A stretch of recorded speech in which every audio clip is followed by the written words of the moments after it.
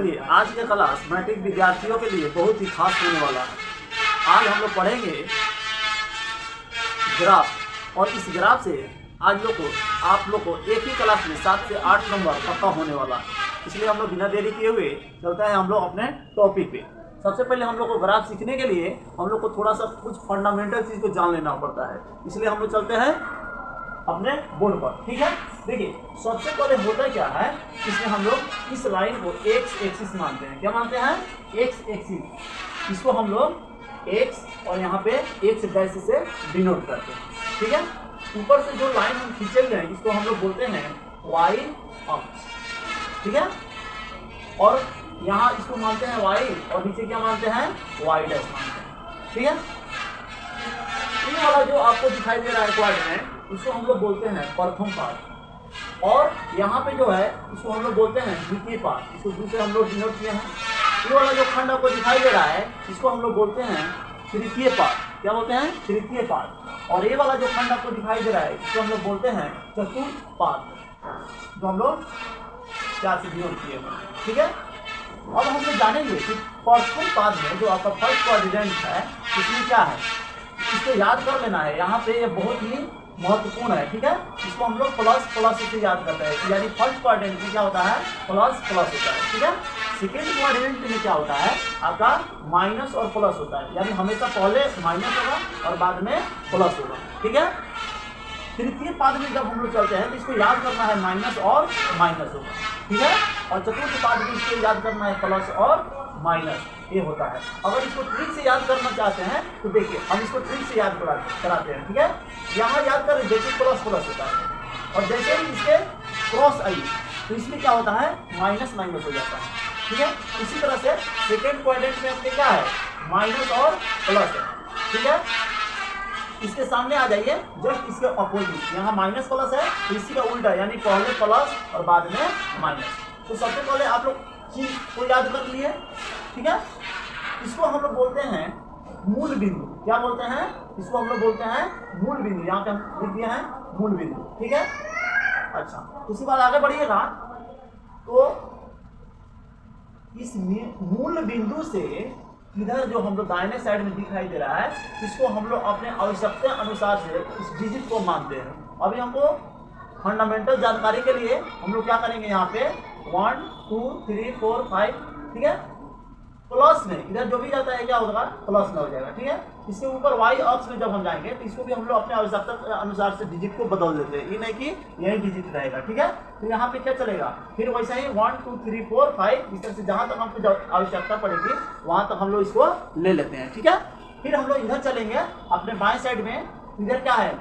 फिर हम लोग इधर -1, इधर हमेशा याद रखिएगा -1 -2 -3 -4 और -5 इधर लेते हैं, ठीक है। और नीचे फिर हम लोग वैसे ही आवश्यकता अनुसार से डिजिट लेंगे और क्या चीज में लेंगे? माइनस में लेते हैं, ठीक है। इतना छोटा सा एक आपका क्या था? ये फंडामेंटल जानकारी था, ठीक है। यहाँ से देखिए ऑब्जेक्टिव कैसे क्रिएट होते हैं, आपको ये बहुत ही इंपॉर्टेंट, आपको 3 ऑब्जेक्टिव आपको बताने चल रहे हैं, ठीक है। आपसे पूछता है कि मूल बिंदु का निर्देशांक क्या होगा। हमेशा ये आपसे पूछ रहा है यहाँ पे कि मूल बिंदु का निर्देशांक आपको क्या होगा, तो ये आपको याद कर लेना होगा 0 और 0 होता है। आपको याद कर लेना होगा 0 और 0 होता है। और अगला देखिए आपसे पूछ रहा है कि x अक्ष पर y का मान क्या होगा। x अक्ष पर y का मान क्या होगा, तो हमेशा याद रखिएगा x अक्ष पर y का मान 0 होता है, ठीक है। उसी तरह से y अक्ष पर x का मान क्या होगा? तो 0 होता है। ये 3 आपका क्या हुआ? ऑब्जेक्टिव के लिए बहुत ही इंपॉर्टेंट हुआ और एक फंडामेंटल जानकारी आपको एकदम रखनी होगी। और इससे आपको हमेशा 3 से 2 ऑब्जेक्टिव आपको इस साल मैट्रिक एग्जाम 2022 में पूछने जा रहा है। और आगे हम लोग देखेंगे और थोड़ा सा और ऑब्जेक्टिव कैसे बनते हैं, और उसके बाद हम लोग देखेंगे आज इस साल के लिए जो आपका VBI ग्राफ, कौन सा आपका VBI आपका ग्राफ आ रहा है, उस ग्राफ को हमने गेस करके आपको बताने चल रहा है। इसलिए आप लोग इस पूरे वीडियो को जरूर देखेंगे, ठीक है। इसको चलिए हम लोग आगे फिर देखते हैं अगला ऑब्जेक्टिव के लिए कैसा है। देखिए आप लोग पहले अभी याद कर चुके थे चिन्ह यहाँ पे याद कर चुके थे। अभी हम चिन्ह को ऐसे ही रखे हुए हैं, आपको याद दिलाने के लिए, ठीक है। देखिए आपसे ऑब्जेक्टिव इस तरह से पूछता है, आपसे पूछता है इस तरह से कि 4 और 3 या किस चतुर्थांश में है या किस पाद में है, तो इसके लिए हमको कुछ नहीं, इस डिजिट को हमको ध्यान में नहीं रखना है। इस डिजिट को क्या है, हमको ध्यान में नहीं रखना है। हमको ध्यान में किसको रखना है, हमारे चिन्ह पर। तो देखिए यहाँ पे क्या है, हम देखेंगे यहाँ पे 4 और 3 लिखे हैं। इस 4 और 3 से हमको कोई मतलब नहीं है। आपको इसके आगे देखना है कि 4 के पहले क्या है, प्लस है, यहाँ 3 के पहले क्या है, तो प्लस है। तो हम देखेंगे कि प्लस और प्लस किसमें है, तो आपका प्रथम पाद में है। यानी आपसे पूछ देगा कि 4 और 3, इसके आगे हम 4 और 3 पर ध्यान नहीं देंगे, किस पर ध्यान देंगे, इसके चिन्ह पर, और ये आपका हो जाएगा प्रथम पाद। ऑप्शन क्या लगाएंगे, प्रथम पाद, ठीक है। यहाँ पे अगला क्वेश्चन हम देखते हैं, यहाँ पे लिखे हैं -2 और -4। हमको 2 और 4 से कोई मतलब नहीं है, हमको किस पर ध्यान देना है, माइनस और माइनस पर। यानी इसके पहले क्या है, माइनस, और इसके पहले क्या है, माइनस। तो हम देखेंगे कि यह माइनस और माइनस आपसे ऐसे ही पूछेगा कि यह किस चतुर्थांश में है या किस पाद में है। तो आप देखिए ये माइनस और माइनस किस में है, आपका तृतीय पाद में। पहले हम लोग पढ़ चुके हैं, इसका नामकरण हम लोग पहले पढ़ चुके थे। यानी यह किस पाद में है, तो तृतीय पाद में है। इस तरह से आपका ऑब्जेक्टिव पूछेगा। चलिए अगला देखते हैं, यहाँ पे लिखे -3 और 5, क्योंकि हम लोग इस डिजिट से कोई मतलब नहीं है, हमको किसको ध्यान में रखना है, या इसके चिन्ह पर। यहाँ यानी यहाँ क्या है, माइनस है, और इसके पहले कुछ नहीं है तो क्या है, प्लस है। यानी माइनस और प्लस, फिर देखेंगे किस क्वाड्रेंट में है, यानी माइनस और प्लस यहाँ पे सेकेंड, यानी यह क्या है, द्वितीय पाद में। तो हम लोग आंसर क्या लगाएंगे, द्वितीय पाद में। फिर अगला दिया है 6 और -4, 6 और -4। तो इसको भी पहले हम 6 और 4 से कोई मतलब नहीं है। यानी हम क्या देखेंगे कि यहाँ पे चिन्ह क्या है, तो इसके पहले प्लस है और यहाँ पे क्या है, माइनस है। यानी प्लस और माइनस किसमें होता था, तो यहाँ पे होता है प्लस और माइनस, यानी चतुर्थ क्वाड्रेंट में जाएगा, ठीक है। इस तरह से यहाँ भी आप देख लीजिए, यहाँ प्लस है, यहाँ माइनस है, यानी ये भी कहाँ जाएगा, आपका चतुर्थ क्वाड्रेंट में जाएगा। हाँ, आप लोग को ये थोड़ा सा ध्यान रखना होगा कि ये जो आगे है इसको हम लोग x मानते हैं, और यहाँ पे जो है इसको हम लोग y मानते हैं। यानी पहला डिजिट x और y, बाद वाला डिजिट y होते हैं, ठीक है। अब यहाँ तो हम लोग जान रहे हैं ऑब्जेक्टिव के लिए, थोड़ा सा हम लोग इसको ग्राफ में देखेंगे कि आखिर इस बिंदु को हम लोग ग्राफ में कैसे खोज रहे हैं। यानी ये जो बिंदु दिया हुआ है या ग्राफ में हम लोग को कैसे खोजना पड़ेगा आगे जब हम लोग ग्राफ बनाएंगे तो इसलिए इसको थोड़ा सा यहीं तक नोट कर लिया जाए।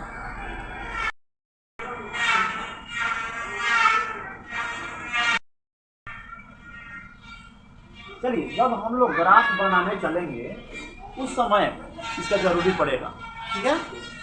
देखिए इस पॉइंट को हम लोग ग्राफ पर कैसे खोजेंगे, ग्राफ बनाने में इसको बहुत जरूरी पड़ेगा। देखिए इस तरह का पॉइंट आपको मिलेगा, ठीक है।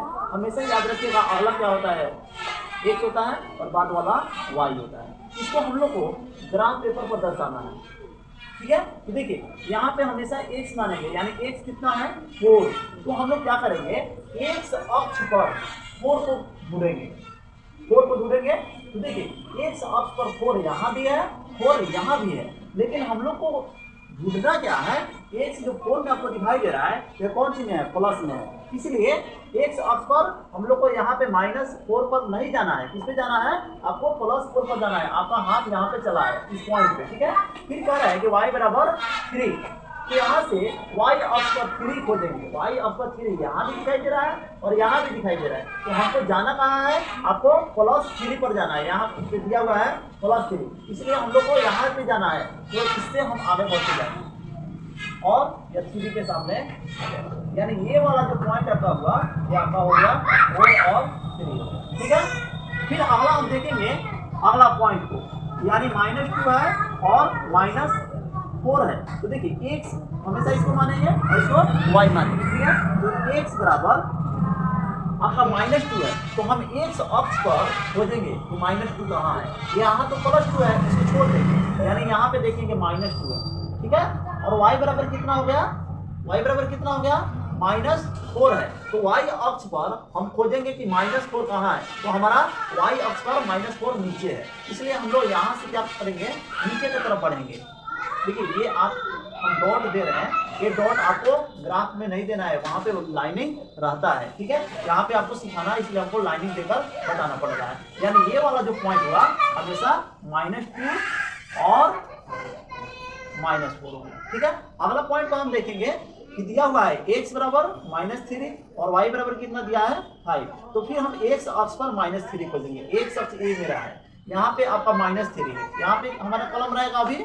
फिर y कितना है 5 है, तो y अक्ष पर कितना जाएगा, y अक्ष पर खोजेंगे कि 5 कहाँ है, तो 5 ऊपर भी है नीचे भी है, लेकिन नीचे कौन सी में है आपका माइनस में है, इसलिए हमको ऊपर जाना पड़ेगा क्योंकि ऊपर हमारा प्लस में है। इसलिए यहाँ से हम लोग आगे बढ़ेंगे, कहाँ तक 5 के सामने तक जाएंगे। कहाँ तक जाएंगे 5 के सामने तक। ये मेरा पॉइंट क्या होगा -3 और 5 हो गया। इस तरह से हम लोग अगला को देख ले रहे हैं और इसको भी जल्दी से x बराबर कितना है 6 है, तो x अक्ष पर हम लोग 6 यहाँ पे है, y अक्ष पर कितना है -4, कहाँ है ऊपर जाएंगे तो प्लस हो जाएगा, इसलिए हमको कहाँ जाना पड़ेगा नीचे जाना पड़ेगा। कहाँ तक -4 के सामने तक। और ये वाला आपका पॉइंट हो गया।